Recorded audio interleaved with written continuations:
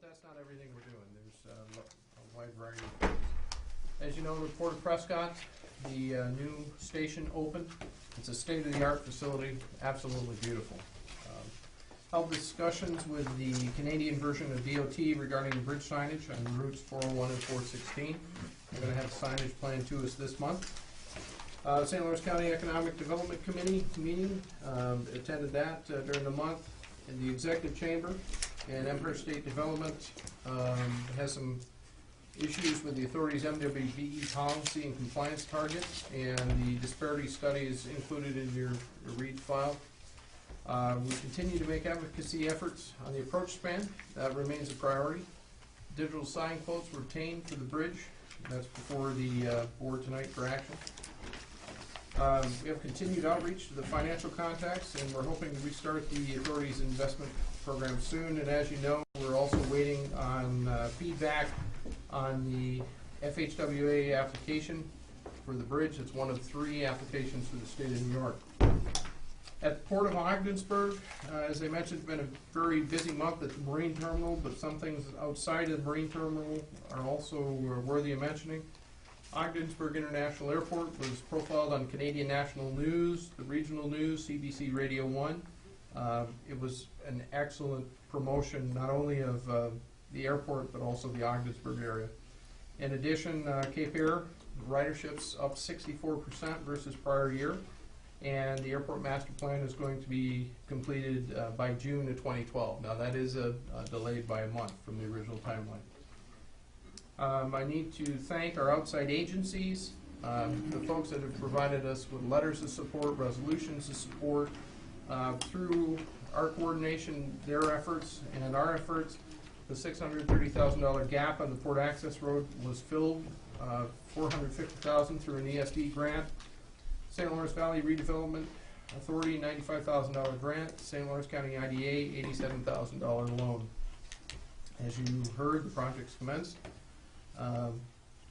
We've done significant follow-up too to make sure that we have thanked all parties in recognition of their assistance. So they got letters like you said? Yes. Excellent. Exactly.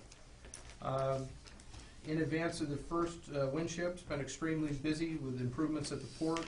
The wharf fleet has been raised, port modifications have been complete. If there's time this evening after the meeting, I'd like to, for those that are interested, we'll take a tour of the port and look around down there. You wouldn't recognize it. It's very nice and very busy as well. U.S. Army Corps of Engineers, we've continued the advocacy there for port dredging. We have a meeting that's scheduled at the end of May at this point.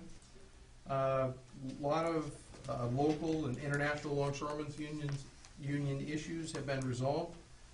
Reissued the request for proposals for the Port Parcel A, that's the Proctor Avenue parcel, for an engineering consultant landscape architect. We'll have the results back on May 23rd. The initial response has been, it goes beyond outstanding. We're getting calls from engineering and landscape architects that I never dreamed we'd get calls from.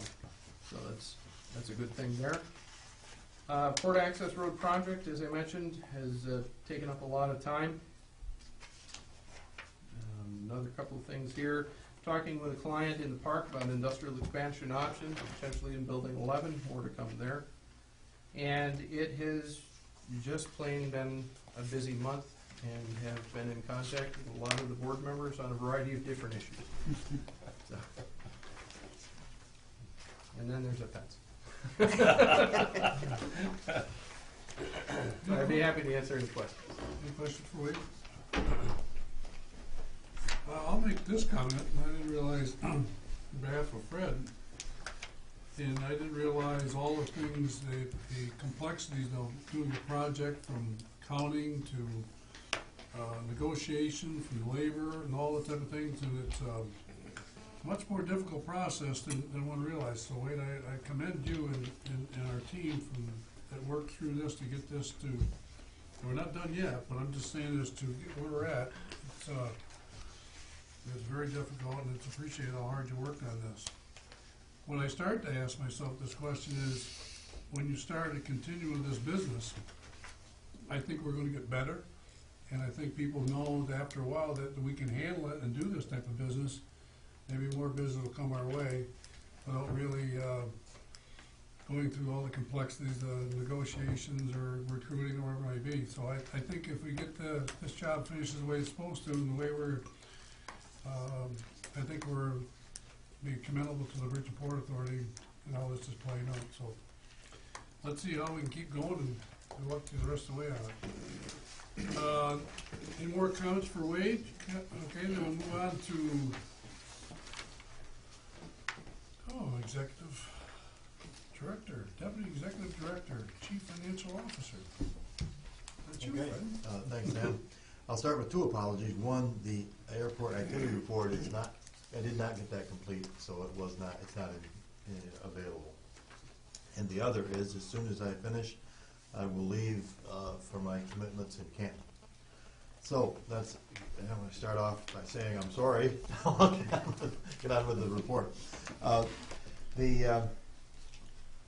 The next thing on here is the bridge traffic report. We'll come back to that. I developed rates of pay worksheet for the wind project. As you can imagine, there's some complexities around that, and adding an awful lot of new employees all at once, and there's different rules at different times, and that's developed, and hopefully will work as well as we hope. I hired a summer intern for 6 weeks to help in finance for the year-end close and to fill in for others up for their vacation times. She has started. She's a student at SUNY Camp. I went to Oswego and got my TWIC card. Now I can get in and see what's going on and kind of understand the whole process, and that helps in the billing for it and in the paying the workers. We also have purchased a new biometric web-based clocks. I think that will improve the payroll efficiency greatly. They are in the process of being programmed now. They are up. Some of us have got signed in. People will clock in each day with 2 fingers. I think it'll be quite an improvement as we get used to that. Okay, so we'll go to the bridge traffic report. First of all, I'd like to look at last year's. That's the last page here. And the reason I want to look at last year's is because we came to the realization that when we gave the people, the border security, Customs and Border Protection. Customs and Border Protection, their red card. We gave them a red card because we thought, we've got red cards. Why program another card for that purpose? What I didn't think was that red card would be, every time it was used, it would go on the revenue side. So we were counting those as trips across the bridge. And I think we started that in September, August or September. Yeah. So I restated the numbers of revenue trips across the bridge. So this last page is the restated 11-12 numbers. And I think before they were up like 16%, now they're up 14%. So it went down a little bit. It wasn't dramatic, but it was, I think, maybe 9 or 10,000. I can't remember for certain that of those trips weren't really revenue trips. And I think that was one of the reasons that our average revenue was so low, was because we didn't get any revenue for those, but we were listed as revenue trips. Thank you. So now if we go back a page, you'll see the April activity. The autos were up 3.72%. Trucks were down 1% for an average, or for total crossings of up 3%. This is from April last year. Any questions about the bridge traffic or anything else? Just one, how did they do, you say you've got the new clock? Yeah. What was the process beforehand? The process is it's an old clock, the old-fashioned clock where you clock in, clock out. There's a lot of advantages. The web-based is where the efficiencies come from. The fact that right now, you look at the clock, you clock in at 8, you clock out at 4:30, you have a half hour for lunch, you got 8 hours. Those but you have to do all that calculating, and then you have to type it into a spreadsheet, and then type it into paychecks. So this to does pay it for, this that- does a lot of that'll- it for you? Yes. Oh, okay. Yeah, That's great. paychecks will get the 8 hours. The payroll person will get a report each day, so that if someone forgets to clock out and they clock in the next morning, they don't get paid for 24 hours. You know, you would think that, you know, when you clock in at 8, and then if you forget to clock out, and then you clock in the next morning at 8, it would appear that you worked 24 hours, because that would, these clocks are smart. They will recognize that and send a message immediately to the payroll person saying, did this person really work 24 hours? Oh. You know, normally they work 8, they're scheduled to work 8, and then she can correct that. So, And another, Kind of a simple question, but why wouldn't the clock know the difference between an in and an out? you know, I think there is a place on that clock where you put in or out. I think you push it before you put your fingers in. So So- therefore, if there were 2 ins in a row, red Yeah, flag it. then we're gonna flag that too, yes, Okay. yes, right. the other benefit too is when you look around, you'll see that we have racks of time cards. And for example, all the time card preparation itself goes away as a result of this. Absolutely. It's a huge savings, and I commend you for doing a great job on getting that That's great. implemented. Thank you. I don't think we have anyone I mean, it takes away another element for an opportunity for fraud, you know. I could say to John, hey, look, I think I'll go fishing tomorrow morning, I won't be in about 10, maybe you could clock me in. You know, that goes away. You can't clock in at somebody else, because only their fingers will do it. So, That's not- you know, I wouldn't I do don't that think. anyways. I know you wouldn't do it for me anyway, but that's just a for instance, that's a fraud, that's a fraud that can't happen now. And if Fred comes in with one hand missing, we'll know why. He's using fingers. We'll be down to Only Denver works and get once. my hands so back. So, I think we've got some real challenges, but of course those challenges we knew were coming, and that is properly billing for all of the activity in the port, and paying all of those people, all of that, all the different rules, you know, whether it's, there's different things, you know, whether there's containers on the ship, whether it's a weekend and all that. So it's complex, it's challenging, and I think we'll do the very best we can. Well, I mean, I'm not gonna entertain the question, I'm gonna let it go. Go ahead. You think I can? No, I can't, can I, Fred? You can't let it go, you're gonna ask questions. Yeah, No, it's coming, I just I'm feel gonna- it coming. My question was, you know, when we started to reorganize ourselves and, you Yes. know, what you do in those departments. Yes. And of course, we always ask the question when things aren't very fast and things are kind of quiet, you make those adjustments, it's nice and easy, and all of a sudden, I was looking at Kathy working on this and, you know, people doing this, that, whatever, Yes.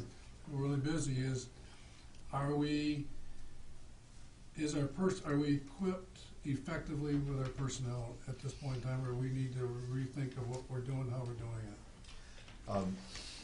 The summer intern is going to help an awful lot, because we do have, our responsibilities have gone up dramatically because of the project. And it's coming right at year end when the activities, responsibilities, things we have to do are at their height anyway. So I think I can judge that better as I see how we do, Mhm. but I think that the summer intern will It's- help. It's a spike, there's no question Yes. about it, and Yes, but I will reserve judgment on whether that needs to be permanent or not, as Yeah. we see how this goes for the 6 weeks. yeah. I mean, I know you stepped in some roles, whatever, moved some people here and there, whatever, and all of a sudden, you know, you ask yourself, the responsibilities that I have, do they really fit? Right. I want that to happen, it's like, yeah. We have found an awful lot of efficiencies. You know, there's things that I don't think we're done as efficiently as possible, you know, taking full advantage of our systems and our, you know, and those things available to us. We've looked for those, we found a lot of them. Those still are helping us, you know, that we're, I think, working more efficiently and more effectively. But it is a true challenge right now at year end to have, you know, such a big, complex project. Good. Thank you. Fred, you said the intern's a student from, SUNY Canton, yes, For 6 weeks. for 6 weeks. And that person's already started, Yes, so they're gonna be done in July? yes. So the alternative is we'll have to come before the personnel committee and get that approved for over the summer. I mean, that's where we'll have to head with that. We'll need a personnel committee. Sounds like a busy summer to me. I had a feeling we'll be hearing about this again. It exceeds the authority of what I can approve without board approval. That's why. Dollar amount. temporary, it's a temporary person. right? It is, but it's still, to dot the i's and cross the t's and be in compliance with their procurement policy, it does need formal board approval. So we'll be before the board. I will, if we come back asking for that, I will have fully documented reasons for it. And if those reasons don't exist, it won't come forward. What kind of work are you throwing at this year? Right now, she's doing account reconciliations. Cash accounts? The cash accounts are pretty well done, but she's doing asset and liability accounts, reconciling those. I Getting do ready wanna- for the audit, right? Yes, absolutely. That's what we're working for. Do you have any idea when your field work's gonna start? No, and I haven't asked them because I didn't want to hear it. See, I take the other approach. Yeah. I get a hold of my clients and say, I'm gonna be here on this Yeah. date, so make sure you Right, get I everything. haven't heard ready. anything, and I'm sure I will very soon. Soon as It's he usually around volunteers, Memorial he'll Day. know it. It's usually around Memorial Day, or has been in the past. Usually I do have an entrance, as you know, entrance conference with Yes. with those folks, so Okay, if you give me a buzz when you know. definitely will, definitely. Thank you. Thanks again, Fred. If there's any other questions, Wade, I'm sure will get those questions to me, but I will be, as we can. Thank you. Enjoy your next meeting. Yeah. It won't be as nice as this one. John, you're up next. Yes. No smoking, don't forget. That's one of our first votes today. Yeah. I mean, I can't smoke my cigars on the premises now? Nothing. We're done smoking in St. Lawrence County. My priority project for last month was drafting, negotiating, and finalizing an agreement with BBC Chartering, which is the shipping company that's bringing in the wind turbine generators. They were great to work with. They're based in Houston, Texas. The captain, as vice president of the company, came up and met with us and shook hands, gave him a tour of the port. So that's all in place now. He's guaranteeing us 11 vessels. First one's here, of course, as you know, BBC Hawaii, which came from Denmark. Just a point of information, the next vessel is the Marcellus Borg, which is out of Phu Mai, Vietnam.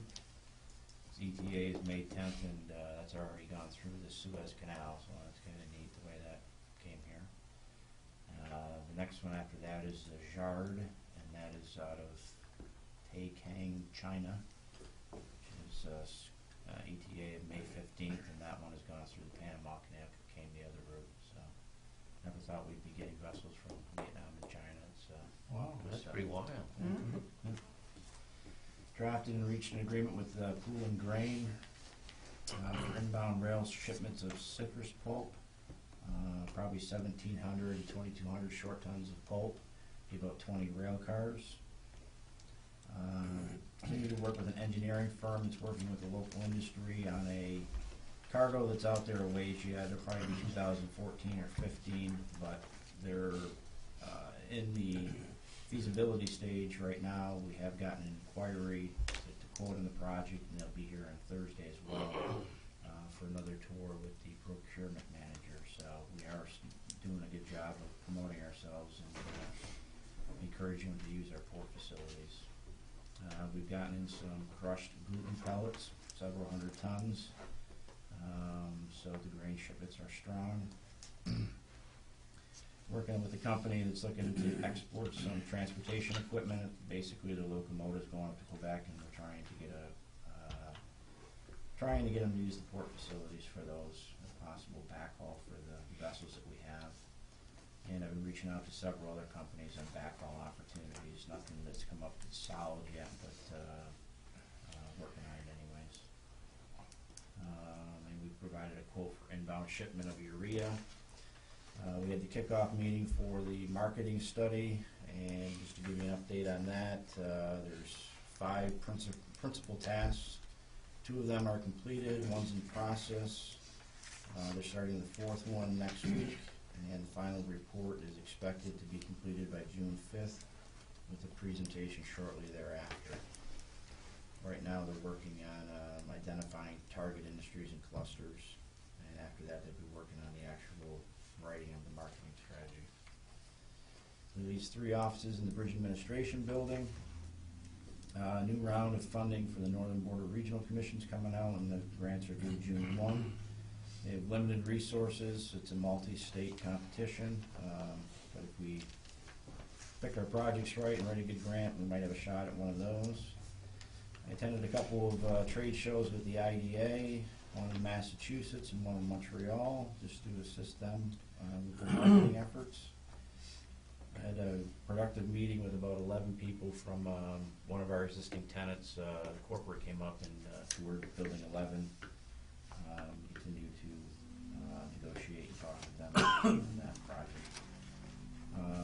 Our radio ads are done. They're now running on the local radio stations. Doug, you had asked about the campaign. It runs for 22 weeks, beginning May 1st and runs through September 28th. 16 ads will run per week, 8 on each station. Who's your market for that, Joe? I mean, They go all the way up to Ottawa. but I'm saying, that's where you're reaching out to, Yeah, it's yeah, I think it goes over, certainly takes in Brockville and the southern Okay. part of Ottawa and over to past Cardinal, I believe. but who are your marketing people? Are you, Where the message is, Ogdensburg's a good place for a U.S.-based business. That's one of our campaigns. The other campaign is using the bridge. okay, good, Those good. are the 2 messages that Excellent. went out. Met with 2 existing firms on lease renewals, and those are still being negotiated. Our grant request to the RVRDA, we're reprogrammed for the port access road. Done outreach to about 25 firms. Early next month, we'll be at Wind Power 2012 in Atlanta, Georgia. And the second round of the state's consolidated funding applications was just announced last week, and those grants are due July 16th, so it's another opportunity for applying to that fund. It's the new state program where all the agencies are consolidated, and then they have the big announcements regionally, so we'll be looking at some projects there, I'm sure. John, is it building occupancy, maybe I don't see it here, is it building occupancy reported in here somewhere? I don't think so. Pretty well unchanged from last month. Thank you. Who's Bruce coming up? Bruce, he'll be back up for his final presentation in June, hopefully, maybe July, depending on the actual date of their board. I know he's reached out to a lot of complexity what he's doing here. Yeah, they've developed a survey and sent it out to 500 U.S.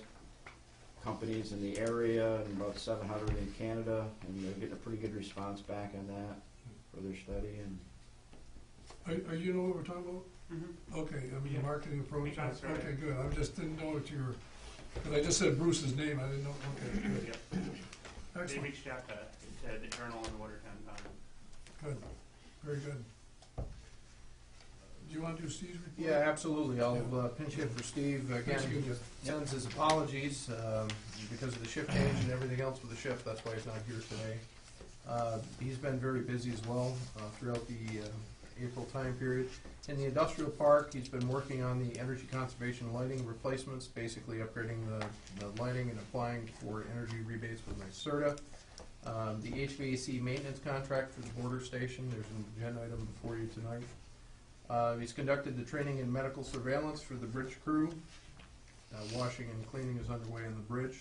At the airport, he's done staff has done the annual ARF refresher training, and as well as prepared the fire truck. At the port, a lot of things going on there aside from the wind project. There's been a large amount of the area that has been flattened, leveled, and stoned. A couple of weeks ago, we ran the quarry out of stone, to give you an idea how much we're using down there.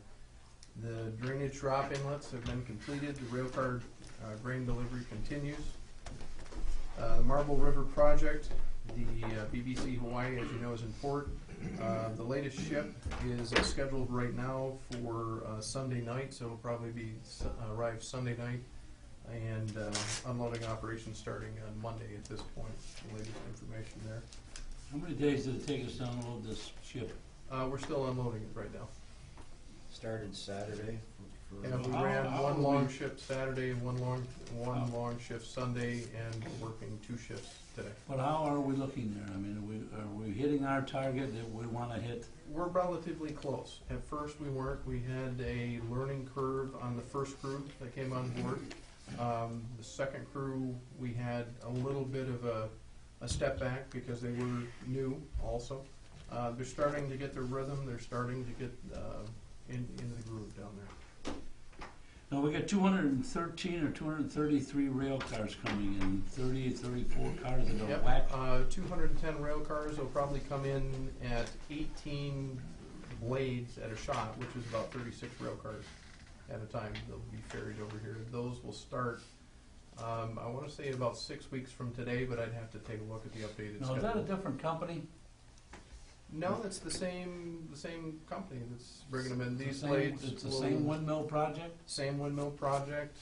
These blades will originate in Colorado and come across by rail. Okay, now my last question is what is the damage to the tips that's in the port now? There was some damage that was caused, I guess, at the loading facility, and that's why you see them spread out down there as opposed to stacked, because a company has to come in and perform maintenance on that to repair them. No, the damaged ones are all taped with the red on the tip? I'm not sure that's, Or is the red on the tip a I think cautious the red on safety? the Red tip on is the just to cautious protect safety. them for caution. On the end is, But I So we're can't, keeping a close watch of that, eh? I mean, as far as damage goes and stuff like that yes, there? we do. Yes, we do. With my knowledge, looking at it, I can't tell you the damaged one from the pristine one, but they need to be, we know. We have that information down there. You know, there is damage to these things on the ship. How do we inspect that prior to us making that as a known fact? We do a physical condition assessment, and if there is any problems, we take pictures as they come off. We also have an inventory checker as well that tracks that. So, Our staff, please? yes. Our staff. Yeah, But is the windmill longshoremen, yes. But is the windmill company people inspecting these things? The windmill company They is own them? there, their representative is on the dock, we also have a supercargo there as well that works for us. And, they're well looked at, each piece as it comes off. Because you and I know, once they get off that ship takes no responsibility. Exactly.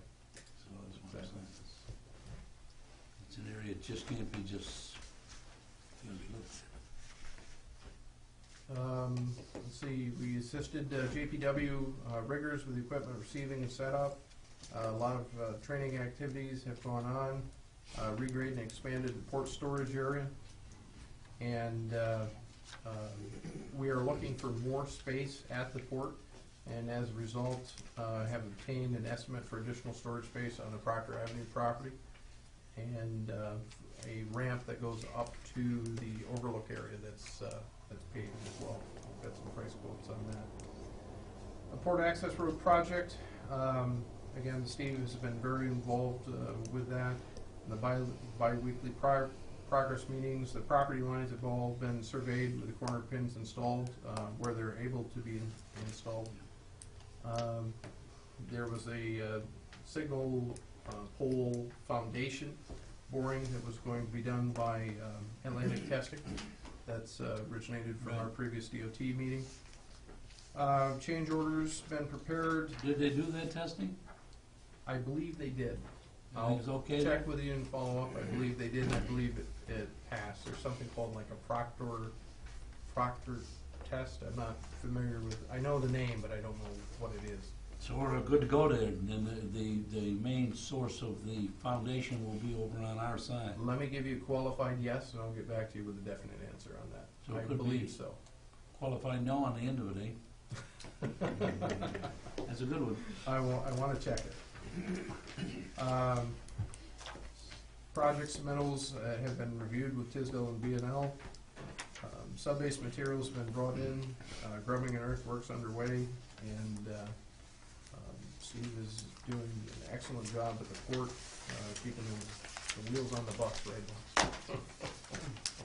I don't know if John or you could answer, but the different ships that are coming in from Vietnam and China, is that where those blades are produced? Or The towers are coming from The Vietnam and towers are- China. That's where they're made, yeah. they're made over there? Okay, Yeah. that's what I wondered. They can source them anywhere they want to. It's Oh, not, okay. But it's the same company, but it's just... yeah. Mhm. Wherever they can, they're interchangeable, so wherever they can Oh. source them from and get the best price. Wait, maybe, or John, over the weekend, I was just sitting on top of the hill, just taking a look down. Do we own, like, the rail cars that are being unloaded with grain, whatever? Do we own the equipment that loads them? Yes, we do. Actually, there's a picture right there on the wall. We own the conveyor that you see right there, unloading the rail car. Of course, the rail car itself is under different ownership. The product will come out, it'll go into the truck. The truck right now, we lease from a truck and driver from David Putney. And we have our own truck that is coming middle of next month, I think, is the latest ETA on that. There's also a ramp down there. I saw, that's what I was talking Yeah, about. They had a little Bobcat. Bobcat. Yeah, it's. Oh, that's the cotton private. seed. The cotton. Yeah, that's cottonseed loading. That is done by a client of the railroads. Oh, okay. All right. So that's not our. That's not us. no. Okay. All right. Yeah, Well- that's actually gonna, I'm glad you asked that, because that has to be relocated as well for the access road. Because it's literally right in the, Mhm. right in the way right now. What we did before, Doug, is we leased that piece of equipment. And how we doing? It's probably paying for itself pretty good, isn't it? I haven't seen the latest grain numbers, but we have a significant number of rail cars that use that on a regular basis. Okay, so that was the If- whole idea, yeah. If we run into a problem with, and I wanna make sure that we have this thought in our mind, okay? With rails, with the windmill operations going in place, I wanna make sure that if we have to take the grain cars and offload off in this spur up here we have a spur up, they have two spurs up there, Sure. that we could pump into the trucks and that the trucks take it down to the port. So we don't get heavily flow of traffic down there with grain and holding the grain up, we can also come in this spur and offload. Absolutely. The grain Just keep that in operations mind, I mean, won't interfere with the wind project, because we're actually going to, I'll show you right here on this diagram. The grade unloading operations will occur right in this area, right here, and this is currently the salt pad. Right now, there's salt right in there that blocks that. So unloading operations will continue to occur on either side of that. So, and it's far enough removed, it's not gonna impact the wind turbine project. you got 11 ships coming in here. I'm glad you got material going out in about 3 weeks. Not a lot of room. Not when It'll be we tight. take up 180 feet at a shot. I was down there in that, I'll tell you, there was Days exciting. ago. Okay, thank you, Wade, for that. Let's do committee reports. Facility committee met this afternoon. And I think we had a couple things. Did we print the agenda? The two things that we had to do, I'll let Wade talk to the full board about them. We got 2 resolutions, I believe, to the full board. One is the approval of this electrical sign, I guess. Yeah, we have one for a digital sign, Mr. Carter, and also one for an HVAC maintenance agreement. Okay. Would you like to bring the board up to date on that? Certainly, on the digital sign, we put that out to bid, we received 2 bids back. One of those diagrams out there that showed from the facility committee, they had the pictures. Yeah, we've seen it. Oh, I don't have the diagram. But anyway, to make a long story short, it's a 9.5 by 9.5 foot sign, digital sign, digital independent display on both sides. Looks like what Mr. Cooper has right there. There we go. Actually turned out to be a better piece of equipment than what we spec'd. We received 3 responses to our request for proposals. One was $89,000, and the lowest cost option was $53,000, and that's for the Ford facility. And we have this $53,000 budgeted in our budget for this sign. Yes, we do. We have a total of, we'll have to move something in the park. We have a total of 22 from this year, 22,000 from this year, and I want to say 8,000 previously. So we are going to have to make a substitution there to make up the difference at some This point. sign will be up and running when? The sign takes 90 days to produce, and then once it's here, we install it. And it's straightforward installation. We just need to run power to the site. Who installs it? We do. It's. I was going to say it's a sign. It literally is a sign that we put on posts. So it's going to be able to be seen from both ways? Yes. Has both a northbound and southbound view, independent display. That's kind of a mock-up of it right there.